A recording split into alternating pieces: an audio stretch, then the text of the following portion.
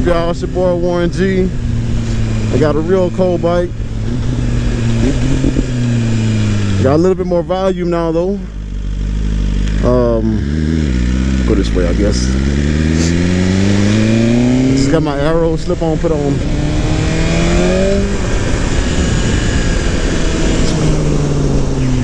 I just put it on right now. Sounds real good. It finally came in.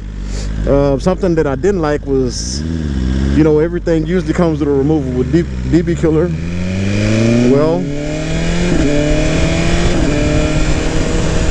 Arrow welded it in. I mean, it wasn't bad. They just tack welded it, but even once you remove the screw, you couldn't get it out. I know in the old systems they used to come with this little, like a snap ring, and they got rid of that. So it's kind of gay, but this is what I wanted. I wanted to get something a little bit unique. This is the Pista can, and I'll get y'all some views of it. It's basically on the way to the gas station. I can actually hear this bike now. I mean, it still got cats and all, you know what I'm saying? It's just a slip on, but sounds so much better. I actually like the tone of this. The tone of this is pretty deep. I'll get to some RPMs once I get some gas.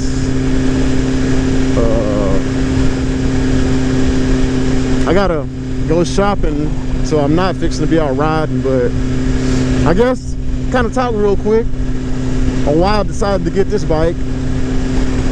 So I kind of mentioned in the last video that I wanted another 1000 just because, you know, I'm used to a 1000. I've had one for so long, and the MT-09 was dope, but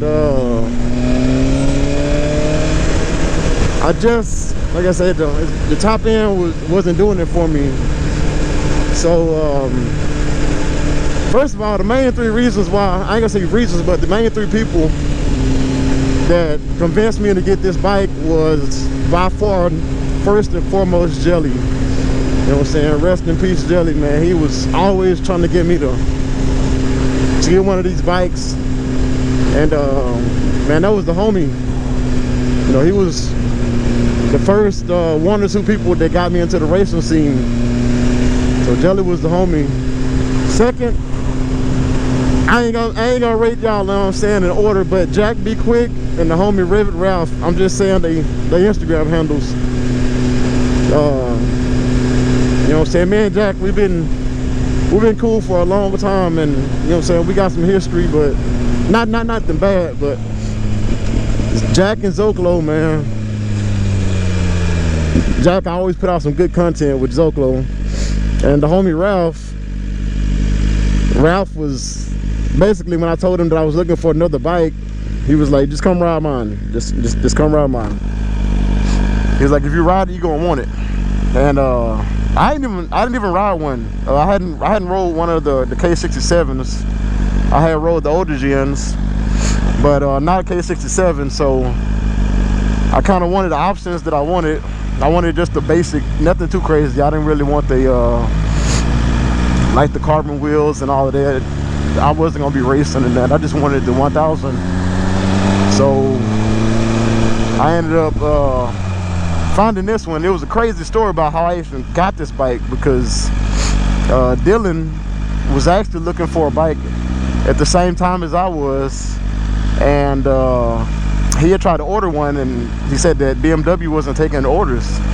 So I actually hit up BMW through the website and put in an inquiry, and one of the local BMW dealers actually called me, basically told me the same thing. They said, no, you know, you gotta wait till the 2023 models. I'm going this way. Y'all wait till the 23 models to get anything. And I was like, well, shit. But then he said that, well, if the orders haven't been fulfilled yet, you can put your name on it and get it like that. So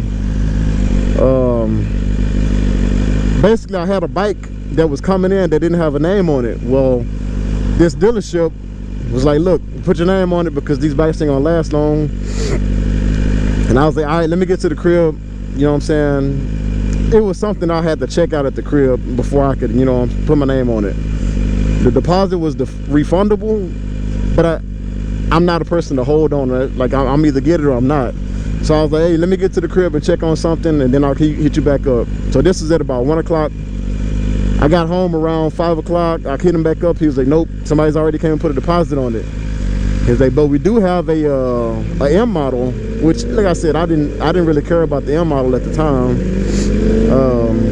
And it was gonna be another, I don't know, let's just guess $2,500. And I was like, you know, for $2,500 extra for something that I'm not really gonna want, I'm not gonna pay that.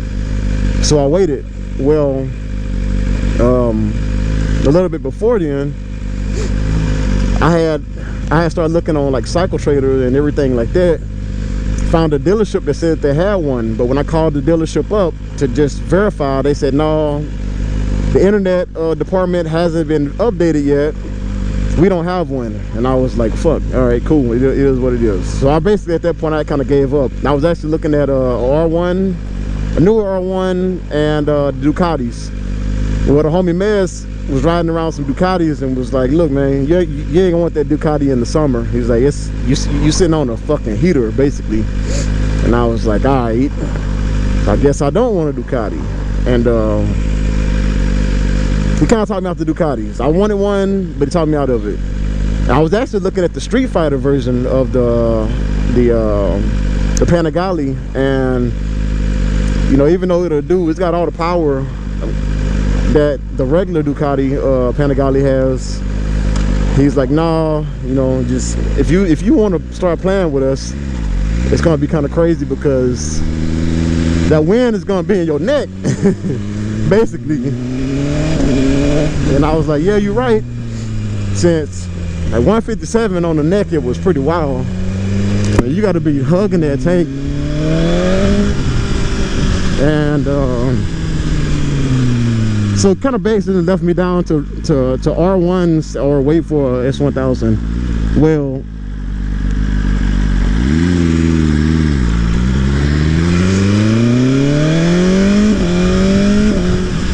so you know, S1000 is cool, but I kind of settled. I had already kind of made my mind up. Like, I'll take an R1. So it was only one dealership in the area once again that had one, and that was a little over I should have just went.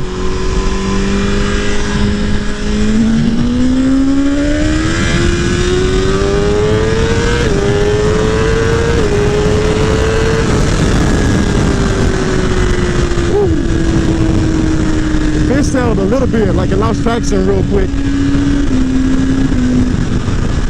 I can actually hear the bike. That's dope. But basically the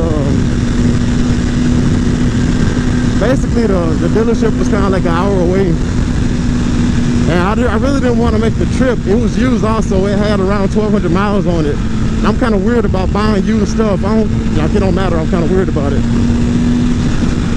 So I was waiting. Well, I got back on Cycle Trader, and I basically put in 2022 BMW. And as soon as I did, the same dealership, they had already told me that the internet people were being lazy. I just, like, none of them call them, because the color, it actually said that the color was silver, and it wasn't on it when I previously had hit them up. So I called them again, like, look, I already called y'all one time. Y'all said that y'all didn't have nothing, but y'all's internet says y'all do. Could you verify? So the guy's like, yeah, let me walk back to the back. He walks back to the back. He's like, no shit. Like, hours ago, we just had a BMW come in, S1000Rr. And I was like, well, shit, send me the bill sheet so I can make sure it's not an M or the M package. He said, all right. So I get the build sheet not even 5 minutes later, and it was basically what I wanted. It was you know, S1000 black, and it had the convenience package and the electronic suspension and like all this basic stuff. So I was like, shit, put my deposit down right now. We did that over the phone. Here I am. That's basically it. You know what I'm saying? I kind of wanted to kind of honor Jelly, and you know, I may not ever get another. It depends, you know. I say another. I mean, I may not ever. I like the BMW enough to where if I was to get another one, it might be another BMW. And I kind of wanted to go out with the bang. It was a little bit more expensive than I wanted. I mean, you got to pay for that though, you know what I'm saying? You got to pay for that German engineering. And I don't know. It's just kind of, I just decided to get it. But, you know what I'm saying? Jack with Zoclo, Ralph. Ralph has always been a homie, you know what I'm saying? But Ralph kind of sort of had some influence on me when he didn't even know it. So basically Ralph had went out and raced Tiger. Well, Ralph was, you know, bigger dude. I'm gonna say at least 230, at least, probably even heavier than that. And he went out and did a race day with Tiger, and you know, Tiger on his R1M in his basically his final form, they raced, and even though Tiger could get out on him, Ralph was basically walking him down. I mean, it wasn't nothing like super crazy, but he could, and so that really showed me like, damn, this bike, you know, to overcome a 50-pound, you know, deficit, this fucking bike is fast. And so basically it's all history. So here we go. I got the bike. Let me get y'all a look at this motherfucking muffler real quick, and then I'm gonna holler at y'all later. No plate, of course. I still got this because I didn't get the fucking right bracket. I'm supposed to get the tuck one, and I don't. And if you try to if you turn the bike on without this connector connected, it throws a fucking circuit code on the dash. So I got this. There's the Pista can though. I like the shape of it. Like I said, it's just a slip on. I like the shape of it though. That's where, so I got some grind marks from me fucking grinding past the wells, but I don't care. It's gonna get black after a while anyway. But I like the way it looks. That said, catch y'all next time. Peace.